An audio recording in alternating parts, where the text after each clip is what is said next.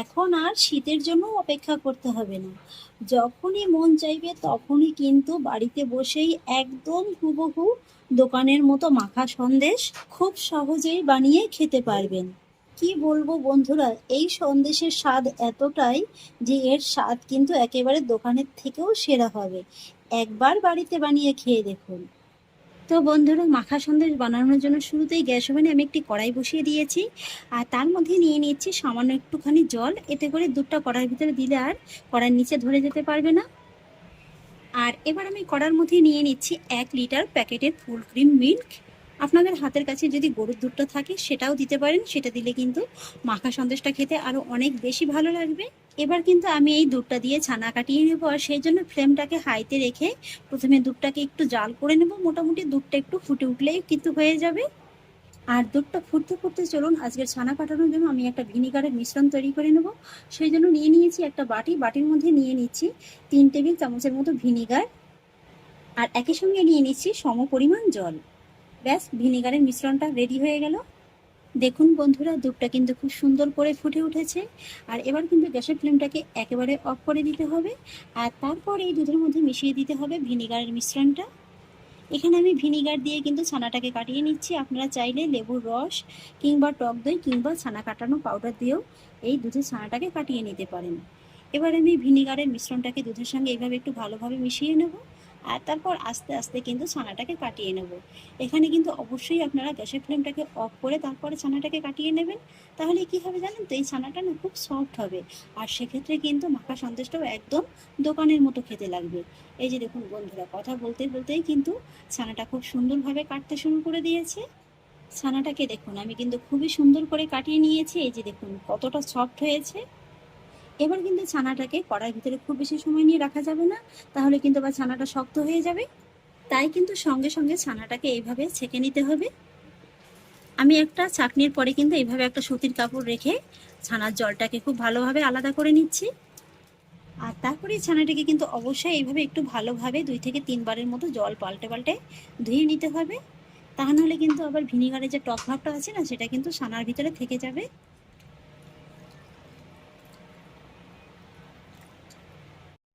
আর তারপর ছানাটিকে এইভাবে ভালোভাবে একটু ধুয়ে নেওয়ার পরে কিন্তু এইভাবে ছানাটিকে একটু আলতো হাতে চেপে চেপে এর জলটাকে খুব ভালোভাবে ঝরিয়ে নিতে হবে।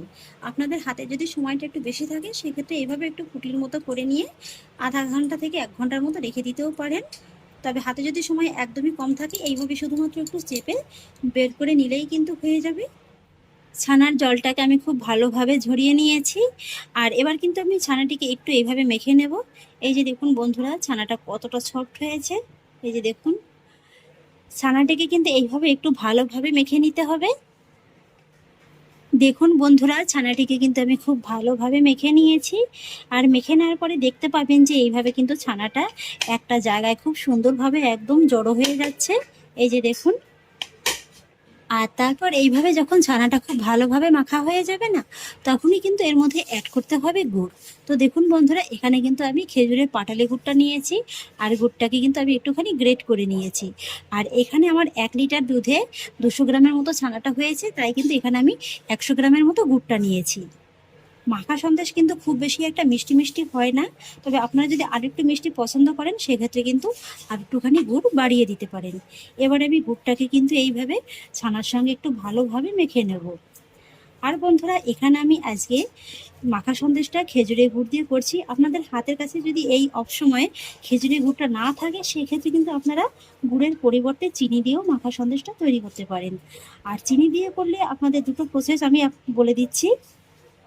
একটা হচ্ছে, আপনারা যদি মাখা সন্দেশের কালারটাই গুড়ের মতো আনতে চান সেক্ষেত্রে চিনির ক্যারামেলটা করবেন। আর ক্যারামেলটা ঠিক কোন সময়ে কিভাবে করতে হবে আমি আপনাদের পরে বলে দেব। আর মাখা সন্দেশের কালারটা যদি আপনারা সাদাই রাখতে চান সেক্ষেত্রে এই যে আমি এখন ছানার ভিতরে গুড়টা মেখে নিচ্ছি, আপনারা কিন্তু এই সময় ছানার ভিতরে চিনিটা দিয়ে দেবেন। দেখুন, গুড়টা দিয়ে কিন্তু আমি ছানাটিকে খুব ভালোভাবে মেখে নিয়েছি। আর গুড়টা দেওয়ার পরে কিন্তু ছানাটা এইভাবে একটু হালকা করে পাতলা হয়ে যাবে।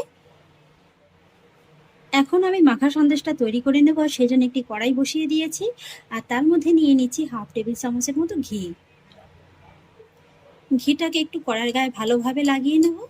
মাখা সন্দেশ এইভাবে সামান্য একটু ঘি দিয়ে দিলে কিন্তু মাখা সন্দেশটা খুবই সফট হয়, খেতে ভালো লাগে। আর ঘিটা যখন একটু ভালোভাবে মেল্ট হয়ে যাবে তখন আমি এর মধ্যে অ্যাড করব 1 কাপের মতো লিকুইড দুধ। মিডিয়াম ফ্লেমে দুধটাকে জাল করে আমি একটু ঘন করে নেব। দুধটা জাল হতে থাকা সেই ফাঁকে আমি আপনাদের বলে দিচ্ছি, এখানে যদি বন্ধুরা আপনারা চিনির ক্যারামেল করে মাখা সন্দেশটা তৈরি করতে চান, সেক্ষেত্রে কিন্তু এই যে দুধটা কড়াইতে দেওয়ার আগেই পরিমাণ মতো চিনিটা দিয়ে চিনির ক্যারামেলটা তৈরি করে তারপরে দুধটা দিয়ে জাল করে নিলেই কিন্তু এই সন্দেশের মধ্যে একেবারে গুড়ের মতো একটা রং চলে আসবে। এইতে দেখুন বন্ধুরা, দুধটাকে ফুটিয়ে কিন্তু আমি বেশ খানিকটা ঘন করে নিয়েছি। মোটামুটি 1 কাপ দুধ ফুটিয়ে কিন্তু আমি হাফ কাপের মতো করে নিয়েছি। আর এবার আমি ফুটিয়ে নেওয়া দুধের মধ্যে অ্যাড করব 4টির মতো ছোট এলাচ, মুখটাকে একটু ফাটিয়ে নিয়েছি। আপনারা যদি না চান এখানে এলাচটাকে কিন্তু স্কিপ করে যেতে পারেন। এলাচটাকে একটু ভালোভাবে মিশিয়ে নিয়েছি। আর এবার কিন্তু গ্যাসের ফ্লেমটাকে একেবারে কমিয়ে দিয়ে এর মধ্যে অ্যাড করতে হবে মেখে নেওয়া ছানাটা। তবে পুরো ছানাটা কিন্তু একবারে দেবো না, এইভাবে প্রথমে অর্ধেকটার মতো দিয়ে দেব। আর তারপরে দুধের সঙ্গে খুব ভালোভাবে মিশিয়ে নেব। পুরো ছানাটা একবারে দিলে কিন্তু আপনারা খুব ভালোভাবে মেশাতে পারবেন না, তাই এইভাবে কিন্তু অবশ্যই হাফ করে দিয়ে ভালোভাবে মিশিয়ে নিয়ে পরে আবার অর্ধেকটা দিয়ে দিতে হবে। ছানাটুকুকে আমি খুব ভালোভাবে মিশিয়ে নিয়েছি। আর এবার কিন্তু বাকি অর্ধেকটুকু ছানাও আমি দিয়ে দেব। এই ছানাটুকুকেও খুব ভালোভাবে কিন্তু মিশিয়ে নেব। বন্ধুরা, আমি আপনাদের 100% গ্যারান্টি দিচ্ছি, বাড়িতে এইভাবে একবার মাখা সন্দেশ তৈরি করে খেয়ে দেখুন। কথা দিচ্ছি দোকানের মাখা সন্দেশও কিন্তু আপনার এই তৈরি মাখা সন্দেশের কাছে একদম ফেল হয়ে যাবে। খেতে এতটাই মজাদার হয়। দেখুন বন্ধুরা, বাকি অর্ধেকটুকু ছানাও কিন্তু আমি খুব ভালোভাবে মিশিয়ে নিয়েছি। আর এবার গ্যাসের ফ্লেমটাকে মিডিয়াম হাইতে রেখে এইভাবে মোটামুটি আমি 3 থেকে 4 মিনিটের মতো একটু ছানাটাকে রান্না করে নেব। তবে এই সময় কিন্তু নাড়ানোটা একদমই বন্ধ রাখা যাবে না, তাহলে কিন্তু আবার ছানাটা নিচে ধরে যাবে। দেখুন বন্ধুরা, সন্দেশের পাকটা কিন্তু আমার একদম তৈরি হয়ে গেছে। এর থেকে কিন্তু আর একদমই ঘন করা যাবে না, তাহলে কিন্তু আবার এটা যখন ঠান্ডা হয়ে যাবে তখন কিন্তু একদম শক্ত হয়ে যাবে। মোটামুটি 4 থেকে 5 মিনিটের মতো একটু সময় নিয়ে কিন্তু পাকটা দিয়ে নিলেই কিন্তু হয়ে যাবে। এই যে দেখুন, এবার আমি গ্যাসের ফ্লেমটাকে অফ করে দেব। তারপরে এই মাখা সন্দেশটাকে একটি বাটির মধ্যে নিয়ে নেব। আপনারা কিন্তু এখানে যে কোনো পাত্রের মধ্যে সন্দেশটাকে ছেট করে নিতে পারেন। সঙ্গে সঙ্গে কিন্তু এইভাবে সন্দেশটিকে একটু ভালোভাবে ছেট করে নিতে হবে। এই তো বন্ধুরা, বাটির মধ্যে সন্দেশটিকে আমি খুব সুন্দর করে ছেট করে বসিয়ে নিয়েছি। আর এবার আমি সন্দেশের বাটিটাকে নর্মাল ফ্রিজে রেখে দেবো মোটামুটি 1 ঘন্টার মতো। আপনারা যদি ফ্রিজে না রাখতে চান সেক্ষেত্রে নর্মাল হাওয়াতে মোটামুটি 2 থেকে 3 ঘন্টার মতো রাখলেই কিন্তু সন্দেশটা খুব সুন্দরভাবে সেট হয়ে যাবে। নর্মাল ফ্রিজে 1 ঘন্টার মতো রেখেছিলাম। এবার আমি আপনাদের সন্দেশটা দেখিয়ে দিচ্ছি।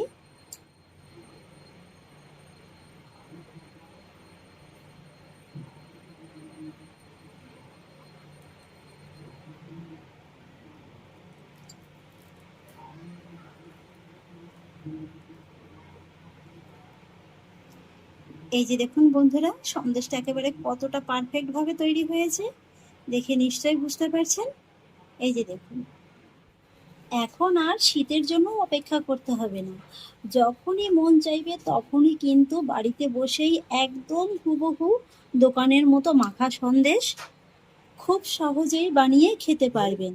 কি বলবো বন্ধুরা, এই সন্দেশের স্বাদ এতটাই যে এর স্বাদ কিন্তু একেবারে দোকানের থেকেও সেরা হবে। একবার বাড়িতে বানিয়ে খেয়ে দেখুন।